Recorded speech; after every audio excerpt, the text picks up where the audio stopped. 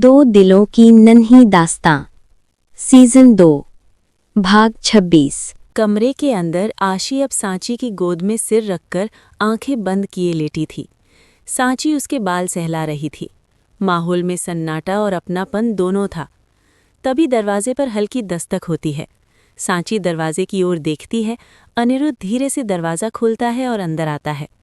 सांची मुस्कुराती है और धीरे से उठ जाती हैं और कहती हैं, मैं तुम्हारे लिए कुछ हल्का खाना लेकर आती हूँ बेटा। वो अनिरुद्ध की ओर देखकर सिर हिलाती हैं, जैसे कह रही हूँ अब तुम्हारी बारी है। अनिरुद्ध चुपचाप उसके पास कुर्सी खींचकर बैठ जाता है। थोड़ी देर सन्नाटा, सिर्फ बारिश की आवाज़। तभी अनिरुद्ध धीरे से बोलता है, एक कहानी सुनाओ। आशी हल्के से आंखें खोलती है।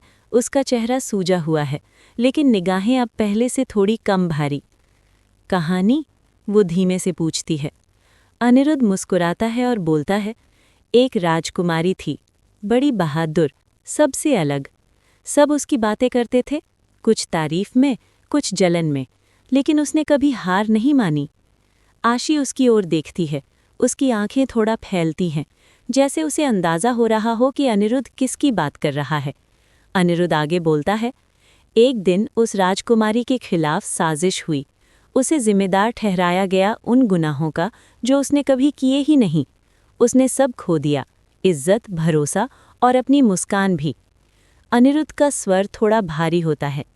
लेकिन फिर एक दिन उस राजकुमारी को याद आया कि वो कोई आम लड़की नहीं है। वो है जो दूसरों को हिम्मत देती थी, और उस दिन उसने खुद को फिर से खड़ा किया। आशी के गालों पर फिर से आंसू बहने लगते हैं, लेकिन इस बार उनमें कोई गम नहीं, कोई कमजोरी नहीं, एक मौन ताकत है।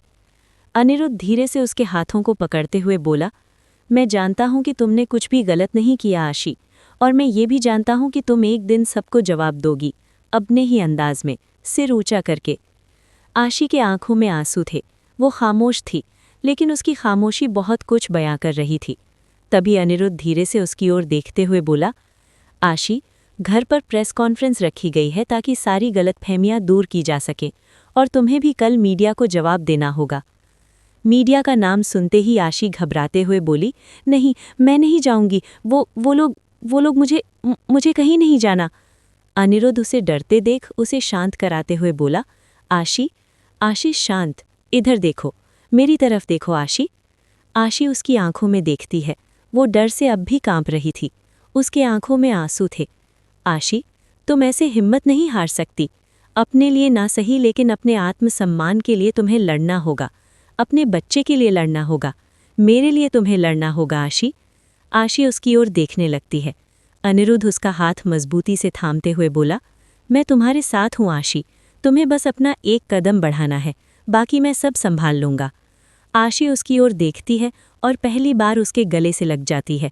अनिरुद्ध धीरे से उसकी पीठ पर अपना हाथ रखता है, मानो उसे यकीन दिला रहा हो कि वो उसके साथ हमेशा खड़ा है। रायचंद हाउस का बाहरी गेट, कैमरों की लाइन, सैकड़ों की भीड़, news reporter, mic, social media live.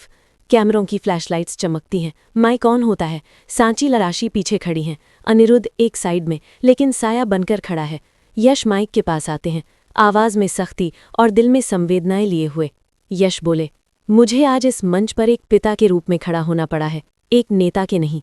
बीते कुछ दिनों से मेरी बेटी आशी रायचंद को लेकर जिस तरह की अफवाहें फैलाई गई हैं, जो झूठ और नफरत से भरे वीडियो, पोस्ट और बयान सामने आए हैं, वो सिर्फ एक लड़की को नहीं, इस समाज की चेतना को भी चोट पहुंचा रहे हैं।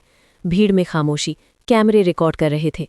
यश आगे बोला, जिस समाज में एक लड़की को उसके अकेलेपन, उसकी मजबूरी या उसकी चुप्पी के लिए गुनहगार ठहराया जाए, उस समाज को आईना दिखाने का वक्त आ चुका है। फिर थोड़े तेज आवाज में, हाँ, मेरी बेटी गर्भवती थी, और हाँ, उसने उस बच्चे को जन्म देने का निर्णय अकेले लिया, लेकिन आज मैं गर्व से कहता हूँ, वो फैसला उसकी हिम्मत का प्रतीक था, न कि उसकी शर्म का। आशी अपना सर उठाकर यश की ओर देखने लगती है। कुछ लोग पीछे से फुसफुसाने लगते हैं। यश की आंखों में अब आग है। और उस हर इंसान से जो मेरी बेटी के घर के बाहर पुतले जलाता है, जो एक लड़की का चेहरा काला करने में खुद को मर्द समझता है, मैं कहता हूँ, शर्म आपको आनी चाहिए, मेरी बेटी को नहीं। भीड़ में हलचल होती है। सांची की आंखों में आंसू। आशी चुपचाप सब सुन रही है। जिस समाज में बेटियां अपने दुख में भी समाज की इज्जत बचाती हैं, अब उस समाज को उनके आत्मसम्मान की इज्जत करनी होगी, और अगर नहीं करेंगे तो शेखावत परिवार करेगा। मंच पर अनिरुद्ध की नज़र आशी पर पड़ती है, जो उसकी ओर नहीं देख रही, बस जमीन पर टकटकी लगाए है। मैं आज सबके सामने अपनी बेटी आशी और उसके पति अनिरुद्ध रायचंद के साथ खड़ा हूँ। उनका रिश्ता किसी मजबूरी का नहीं, बल्कि साहस और सम्मान का उदाहरण है, और जो भी इस रिश्ते पर सवाल उठाएगा, उसे मेरा जवाब कानून से नहीं, समाज की सच्चाई से मिलेगा। तालियां बजने लगती हैं। कई पत्रकार इमोशनल होकर नोट्स ले रहे थे। यश धीरे से बोला, क्योंकि जब बाप खड़ा हो जाता है तो दुनिया झुक जाती है। आज मैं खड़ा हूं और अब मेरी बेटी को झुकना नहीं पड़ेगा। आशी की आंखें नम थी, लेकिन होठों पर हल्की मुस्कान, जैसे उसके पिता के साथ से उसे थोड़ी हिम्मत मिली हो। तभी कुछ मीडिया के लोग बैनर लिए आते हैं, न्याय दो युवराज को, बच्चा किसका, जैसी भड़काऊ बातें। कुछ महिलाएं कहती हैं इज्जत की बात है, कुछ लोग अनिरुद्ध को कोस रहे थे। रिपोर्टर अंदर आते हुए बोले, आप देख सकते हैं रायचंद शेखावत परिवार के बाहर समाज में गुस्सा साफ झलक रहा है। सवाल उठ रहे हैं कि क्या अनिरुद्ध रायचंद ने जानबूझकर एक प्रेग्नेंट लड़की से शादी की, और क्या ये शादी असली है या महज एक छवि सुधारने की कोशिश। एक सफ़ेद मर्सिडीज गाड़ी रुकती है, दरवाज़ा खुलता है, बाहर निकलती हैं इशिका सिंह ठाकुर। सफ़ेद सिल्क की साड़ी, हाथ में माला, चेहरे पर नरमी लेकिन आंखों में शातिर चमक। पीछे से युवराज उतरता है, सिर झुकाए हुए। भीड़ में हलचल होती है।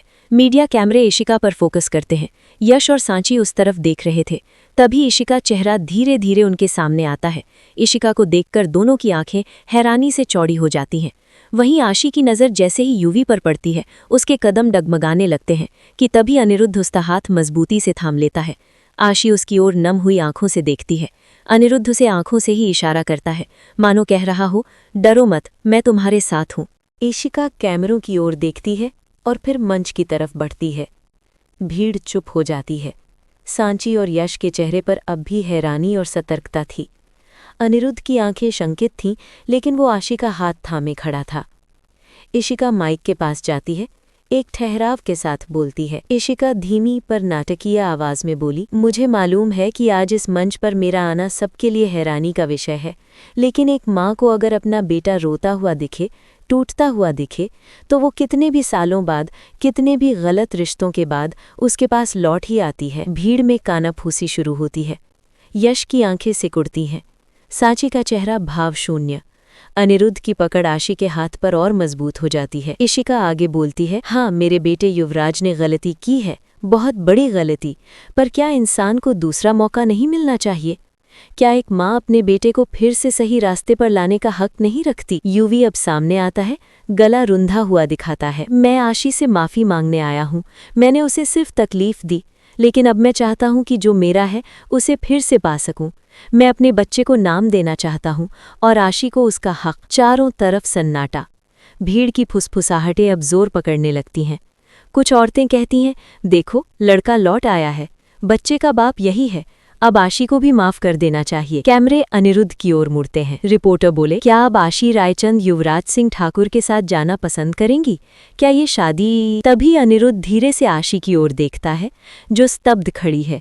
उसका चेहरा पीला पड़ गया है, होंठ सूख चुके हैं। भीड़ में फुसफुसाहटें तेज होती जा रही थीं। बच्चा युवराज का है तो हक भी उसी का होना चाहिए। अनिरुद्ध ने क्यों शादी की जब बाप कोई और है? समाज का नियम है, बच्चे को उसके बाप का नाम मिलना चाहिए। अनिरुद्ध गुस्से में सांस लेता है, लेकिन शांत रहकर समझाने की कोशिश करता है। अनिरुद्ध लहजा सख्त लेकिन संयमित होकर बोला, आप सब लोग इंसाफ की बात कर रहे हैं, लेकिन क्या कभी किसी ने आशी से पूछा कि उसके साथ क्या हुआ, उसकी मर्जी क्या है? भीड़ में एक महिला चिल्लाती है, हम बस इतना कहते हैं कि बच्चे का बाप युवराज है तो उसका नाम उसे मिलना चाहिए। भीड़ तालियां बजाती है। कैमरे गर्म हो चुके थे। तभी आशी का चेहरा बदलता है। अब वो घबराई हुई नहीं है, अब उसकी आंखों में आंसू नहीं, चिंगारी है। वो धीरे धीरे मंच के आगे बढ़ती है। सब चुप हो जाते हैं। फ्लैशलाइट्स उस पर टिक जाती हैं। आशी पहले धीमे फिर दमदार लहजे में बोली, बच्चे को नाम चाहिए? तो सुनिए, ये बच्चा सिर्फ मेरा है, क्योंकि इस बच्चे को इस दुनिया में लाने का फैसला मेरा था। और जिस बाप के हक की आप बात कर रहे हैं, उसने तो इस बच्चे को अपनाया ही नहीं, यहाँ तक कि मुझे अबॉर्शन करने के लिए कह दिया। मेरे बच्चे को नाम मिलेगा, लेकिन इंसानियत का नाम। मेरे बच्चे को सम्मान की परवरिश मिलेगी, और सबसे बड़ी बात, मेरे बच्चे को एक माँ मिलेगी जो किसी मर्द के नाम से नहीं, अपने हक से जीती है। चारों तरफ सन्नाटा छा जाता है। आशी आगे बोलती है। अब उसकी आवाज पूरे समाज की आवाज बन चुकी है। आप सबको लगता है कि सिर्फ डीएनए से बाप बनने का हक मिल जाता है?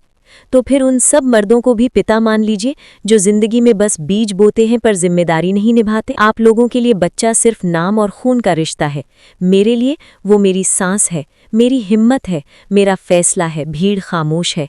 अब सिर्फ आशी की आवाज गूंज रही है। जिस दिन मैं टूटी थी उस दिन न कोई युवराज था, न कोई समाज, सिर्फ एक इंसान था, अनिरुद्ध रायचंद, जिसने मेरे आंसू नहीं पोंछे बल्कि मेरी लड़ाई को अपनी लड़ाई बना लिया। अनिरुद्ध अब सिर झुका लेता है।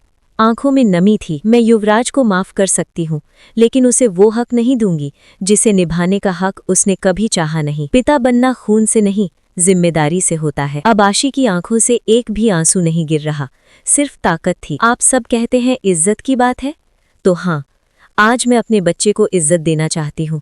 इसलिए मैं उसे किसी ऐसे इंसान का नाम नहीं दूंगी जो कभी मेरी तकलीफों में शामिल नहीं था। फिर हल्के से रुकती है और कहती है, और रही बात समाज की, तो मैंने इस समाज के लिए जीना छोड़ दिया है। अब मैं अपने लिए जीऊंगी, अपने बच्चे के लिए जीऊंगी और उस इंसान के लिए जीऊंगी जो मेरे साथ खड़ा रहा बिना किसी शर्त के। भीड़ सन और फिर तालियां। धीरे धीरे कई लोग आशी के पक्ष में खड़े होते हैं। कुछ पत्रकार अपनी जगह पर खड़े होकर ताली बजाते हैं। युवी और इशिका जी के चेहरे पर गुस्सा साफ नजर आने लगता है। वहीं अनिरुद्ध के आंखों में आंसू थे और चेहरे पर मुस्कान। पूरा परिवार आशी को फिर उठता देख खुश था। घर का माहौल खुशनुमा था। परिवार के सभी लोग आशी के आसपास है। सभी आशी को उसकी हिम्मत के लिए सराह रहे थे। अंकुर बोला, भाभी ने तो कमाल ही कर दिया, ट्विटर से लेकर टीवी तक सिर्फ आपकी ही चर्चा है। तभी काजल आशी के पास जाकर बोली, हमारी सुपर वुमेन। यश गर्व से आशी के पास आकर बोला, आज आपने साबित कर दिया बेटा कि इज्जत कपड़ों या रिश्तों से नहीं, इंसान के जज्बे से बनती है। आशी अपने डैडी के गले से लग जाती है। आशी हल्का सा मुस्कुराती है, लेकिन उसकी आंखों में गहरा भाव है, जैसे कुछ अधूरा है। उषा जी आशी के पास आकर अपना हाथ जोड़ लेती हैं और कहती हैं, मुझे माफ़ कर दो आशी, इस समाज के साथ साथ मैं भी तुम्हारी गुनहगार हूँ। जब मुझे तुम्हारे साथ खड़ा होना चाहिए था, मैं तुम्हारे ही खिलाफ खड़ी थी। आशी जल्दी से उनका हाथ नीचे करते हुए बोली, माँ प्लीज़ आप हाथ मत जोड़िए, इन सब में आपकी कोई गलती नहीं है। एक माँ के नज़रिए से आपने जो किया बिल्कुल सही किया। शायद मैं आपकी जगह होती तो मैं भी वही करती जो आपने किया। अनिरुद्ध चुपचाप दूर खड़ा बस आशी को ही देख रहा था। तभी अचानक से आशी का सर घूमने लगता है। वो लड़खड़ाती है। तभी अनिरुद्ध जल्दी आकर उसे थाम लेता है। उषा जी अनिरुद्ध से बोली, अनी, आशी थक गई है, जा इसे कमरे में ले जा, मैं अभी जूस भिजवाती हूँ। अनिरुद्ध हाँ में सर हिलाकर आशी को अपने साथ ले जाता है। सांची यश के पास आकर धीरे से बोली, यश जी, हमें बहुत डर लग रहा है। वो इशिका फिर से, हमें हमारी बच्ची की बहुत चिंता हो रही है। तभी यश उससे बोला, सांची तुम फिक्र मत करो, हमारी आशिका वो कुछ नहीं बिगाड़ पाएगी। तुमने देखा ना, अब हमारी बेटी को कोई नहीं तोड़ सकता, और उसके साथ हम हैं ना, और अब अनिरुद्ध भी तो है। उसके होते हुए हमारी बेटी का कोई बाल भी बांका नहीं कर सकता। रही बात इशिका की, अगर उसने फिर से वही करने की कोशिश की जो उसने सालों पहले किया था, तो इस बार ये यश शेखावत उसे जिंदा नहीं छोड़ेगा। कहानी अभी बाकी है। आगे क्या होगा ये जानने के लिए अगला भाग जरूर देखें। और हाँ, लाइक करो, कमेंट करो और सब्सक्राइब करना मत भूलना। मिलते हैं अगले भाग में, तब तक के लिए बाय बाय।